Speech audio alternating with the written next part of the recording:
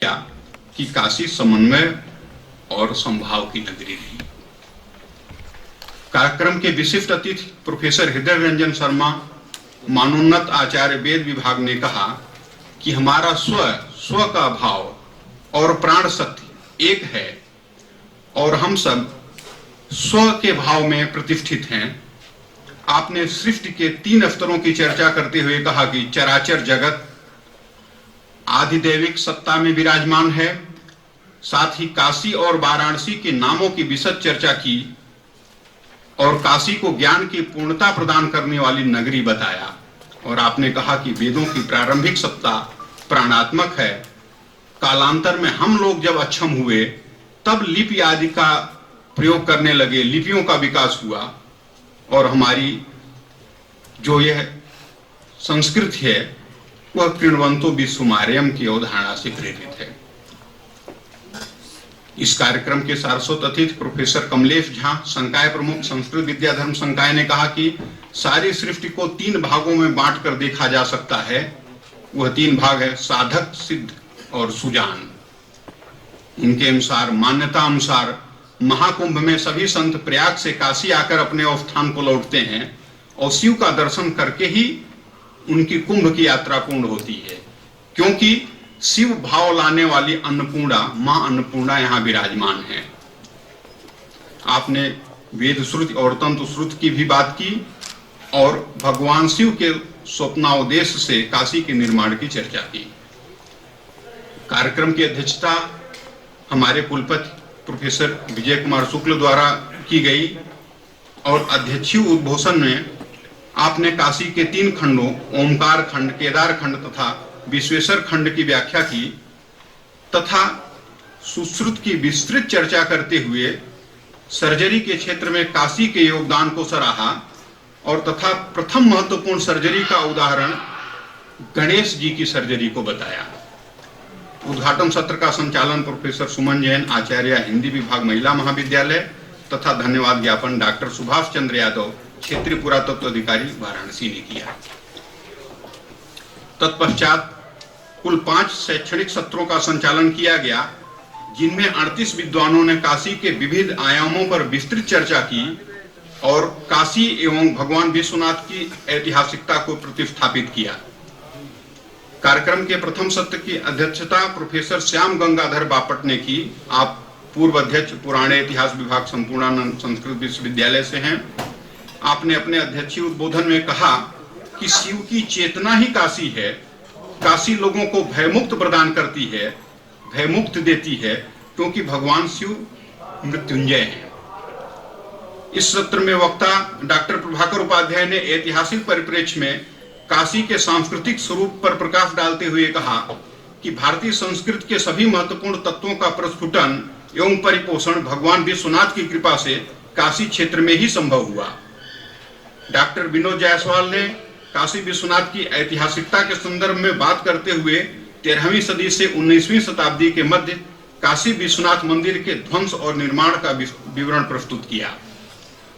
Professor Madhav Janardan Ratate ने काशी एवं काशी विश्वनाथ के स्वरूप पर विस्तृत चर्चा की और कहा कि काशी में शिव के शिवलिंग स्वरूप की संख्या परार्ध में है।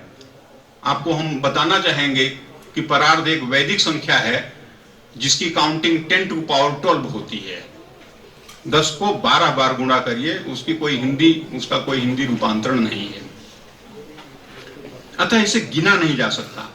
प्रोफेसर शीतला प्रसाद शुक्ल ने शिव तत्व काशी के परिप्रेक्ष्य विषय पर विस्तृत चर्चा करते हुए कहा कि शिव का स्वरूप अत्यंत करुणामय है। शिव तत्व एक है। शिव शक्ति और विष्णु में कोई भेद नहीं है, किंतु शक्ति के बिना शिव 100 हैं। प्रोफेसर संतोष कुमार शुक्ल ने पुराणों में काशी विषय पर बोलते हुए कहा कि हमारी सभ्यता के विश्वकोश तो पुराण ही हैं तथा काशी को आध्यात्म की विद्या की नगरी तथा कलाओं की नगरी कहा। प्रोफेसर गिरिजा शंकर शास्त्री ने काशी विश्वनाथ के आध्यात्मिक स्वरूप पर अपना व्याख्यान दिया और कहा कि पुराण का देवता सुखमुखी है, वह केवल शुद्ध की चर्चा करता है। इस सत्र का संचालन डॉक्टर नारायण प्रसाद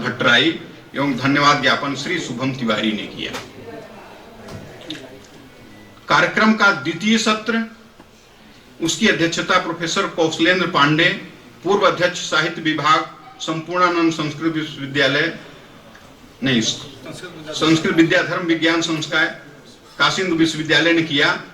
आपने आगम तंत्र की विस्तृत चर्चा की। आपने यह भी कहा कि शायद भरत मुनि काशी से ही रहे हैं। इस सत्र में वक्ता डॉक्टर प्रभात कुमार मिश्र ने काशी के साहित्य और साहित्य में काशी विषय पर बोलते हुए कहा कि तृतीय शताब्दी ईस्वी के बाद ही काशी तीर्थस्थली एवं मोक्षदायिनी स्वरूप को प्राप्त करती है।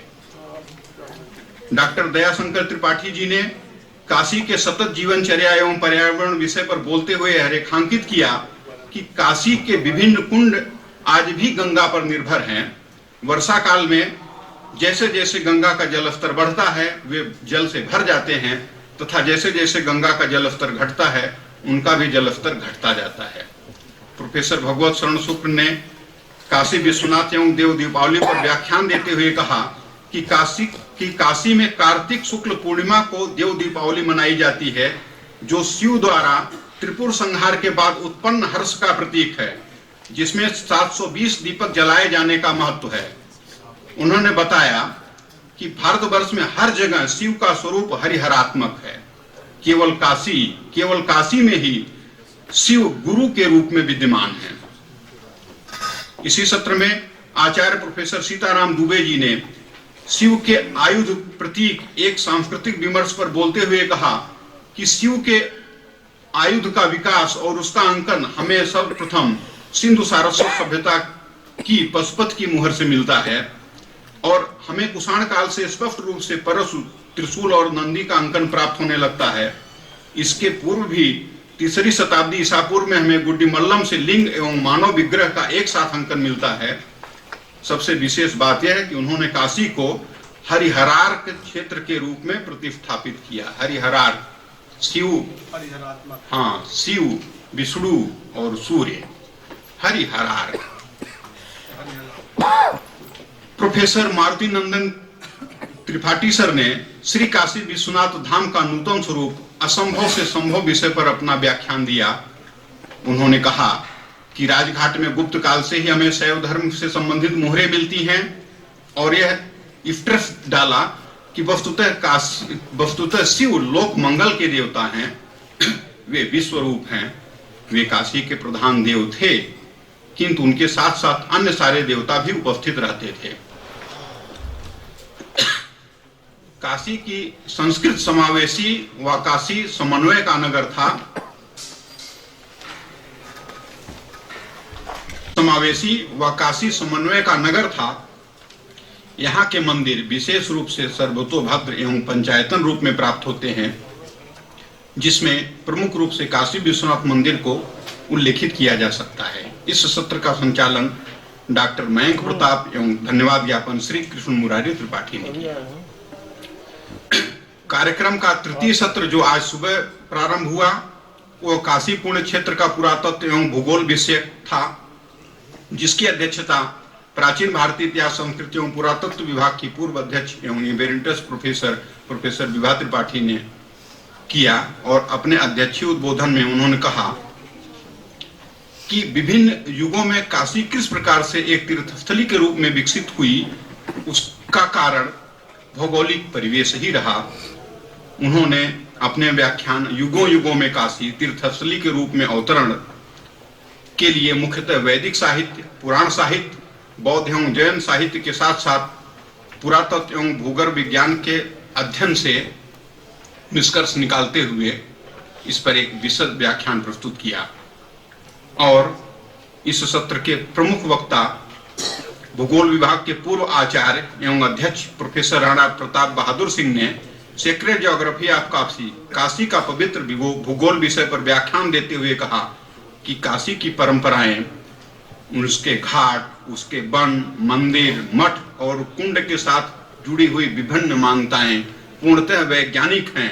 और उन्होंने आह्वान किया कि इन मान्यताओं को पुनः वैज्ञानिक ढंग से पुनः व्याख्यायित करने की आवश्यकता है, डिकोड करने की आवश्यकता है, ऐसा शब्द सर ने कहा। इस सत्र के एक अन्य वक्ता राजकीय पांडुलिपि पुस्तकालय उत्तर प्रदेश राजकीय अभिलेखागार से आए हुए श्री हरिश्चंद्र दुबे ने पांडुलिपियों में भगवान विश्वनाथ और काशी एक प्रस्तुत के आधार पर काशी एवं विश्वनाथ के स्वरूप का वर्णन किया। सत्र का संचालन प्रभाकर उपाध्याय एवं धन्यवाद ज्ञापन श्री ज्ञानेश उपाध्याय द्वारा किया गया। चतुर्थ सत्र में राष्ट्र की सांस्कृतिक राजधानी के रूप में काशी विषय पर विचार विमर्श हुआ, जिसकी अध्यक्षता करते हुए पूर्व अपर निदेशक अनुसंधान एवं प्रशिक्षण राष्ट्रीय न्यायिक अकादमी भारत एवं पूर्व संकाय प्रमुख विधि संकाय काशी हिंदू विश्वविद्यालय के प्रोफेसर डीपी वर्मा ने कहा कि भगवान विश्वनाथ की नगरी काशी हमारी संस्कृति एवं धार्मिक परंपरा का जीवंत विग्रह है। ये हमारा दायित्व है कि हम इसे और अधिक पल्लवित और पुष्पित करें। इस सत्र के प्रथम वक्ता प्रोफेसर विजय शंकर शुक्ल जी, जो क्षेत्रीय निदेशक हैं इंदिरा गांधी राष्ट्रीय कला केंद्र वाराणसी के, उन्होंने राष्ट्र की सांस्कृतिक राजधानी काशी विषय पर अपना व्याख्यान प्रस्तुत करते हुए कहा कि काशी में श्रवण परंपरा का उदय स्वाभाविक रूप से हुआ था और आगमिक परंपरा के समन्वय के साथ सांस्कृतिक राजधानी का प्रथम स्वरूप उभरता है। काशी में वैदिक काल से यज्ञ संस्था की स्थापना के साथ साथ समय समय पर भारत के विभिन्न भागों से विद्वान अपने अपने क्षेत्रों की परंपरा और चिंतन के साथ काशी में स्थापित होते गए और 17वीं शताब्दी तक भारत की समस्त आगमिक परंपराएं प्रतिष्ठापित हो चुकी थीं और इन परंपराओं का केंद्र काशी के लगभग 2000 मठों और अगणित देव देवालयों के रूप में उपस्थित ये विग्रह हैं और जिसका फल यह हुआ कि काशी भारत के प्रत्येक सांस्कृतिक क्षेत्र का प्रतिनिधित्व करने लगी। हर एक क्षेत्र का प्रतिनिधित्व काशी करती है और काशी हिंदू विश्वविद्यालय देश के हर क्षेत्र का सूक्ष्म प्रतिनिधित्व करता है। यह मालवीय जी की कल्पना है।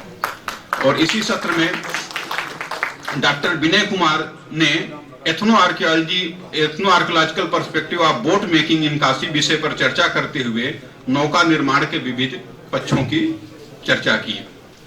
कार्यक्रम के अगले वक्ता और संगोष्ठी के समन्वयक प्रोफेसर उपेंद्र कुमार त्रिपाठी जी ने काशी की वैदिक पांडित्य परंपरा विषय पर विस्तार से व्याख्यान देते हुए कहा कि जो समूचा वैदिक साहित्य प्राचीन काल में 1131 शाखाओं में प्राप्त होता था, वो धीरे धीरे उसका विलोपन हुआ और आज उसकी केवल 13 शाखाएं ही उपलब्ध हैं और उन 13 शाखाओं का परंपरा स्वरूप परिवर्धन विभिन्न वैदिक पाठशालाओं के रूप में आज भी काशी में जारी है।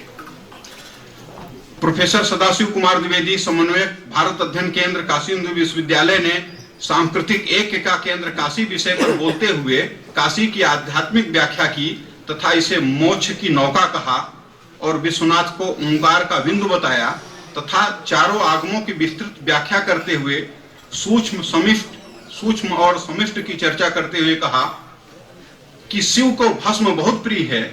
यह भस्म क्या, उसकी व्याख्या की और वह अद्भुत कि भारतीय परंपरा में हर चीज का सार तत्व भस्म होता है, वो चाहे मेटलर्जी में हो चाहे वो आयुर्वेद में हो। यह भस्म जो है यह संसार का सार है, तो यह शिव भस्म संसार का सार तत्व बताया आपने। पंचम सत्र अभी थोड़ी ही देर पहले पूर्ण हुआ है।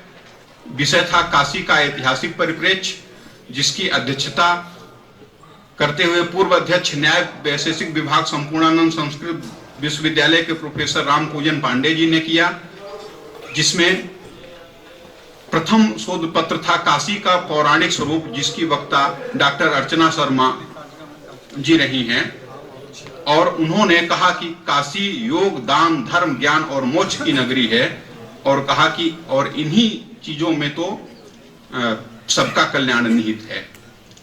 प्रोफेसर सुमन जैन जो अगली वक्ता थी, आचार्य प्राचीन भारतीय इतिहास संस्कृति एवं पुरातत्व विभाग, उन्होंने काशी अभिलेखों के विशेष संदर्भ में अपनी बात रखते हुए अभिलेखीय स्रोतों के आधार पर काशी के विविध आयामों की चर्चा करते हुए कहा कि काशी से कुल 75 अभिलेख प्राप्त हैं जो प्राकृत, ब्राह्मी और नागरी लिपि में हैं और इन सबकी प्रकृति प्राय धार्मिक है और इनमें भगवान विश्वनाथ का सर्वप्रथम उल्लेख गढ़वाल कालीन लेख में हुआ है। आचार्य प्रोफेसर राकेश पांडे, इतिहास विभाग काशी हिंदू विश्वविद्यालय ने काशी एवं काशी विश्वनाथ का सनातन धर्म ग्रंथों में वर्णित वास्तु विषय पर प्रकाश डालते हुए कहा कि वास्तु का उद्देश्य ब्रह्म ज्ञान है। वस्तुतः वही वास्तु धन्य है जो ब्रह्म ज्ञान की प्राप्ति में सहायक है। सत्र के अध्यक्ष प्रोफेसर रामपूजन पांडे जी ने पुरुषार्थ चतुष्टय की चर्चा करते हुए कहा कि काशी में मोक्ष का विशेष स्थान है। साथ ही काशी की आध्यात्मिक, दार्शनिक एवं पौराणिक व्याख्या करते हुए आपने काशी को संपूर्ण ज्ञान की नगरी कहा। इस सत्र का संचालन प्रोफेसर मृत्युंजय देव पांडे एवं धन्यवाद ज्ञापन श्री अवनीश पाठक ने किया। आदरणीय विद्वज्जन, आपके समक्ष संगोष्ठी का एकदम बिल्कुल सार तो प्रस्तुत किया गया है।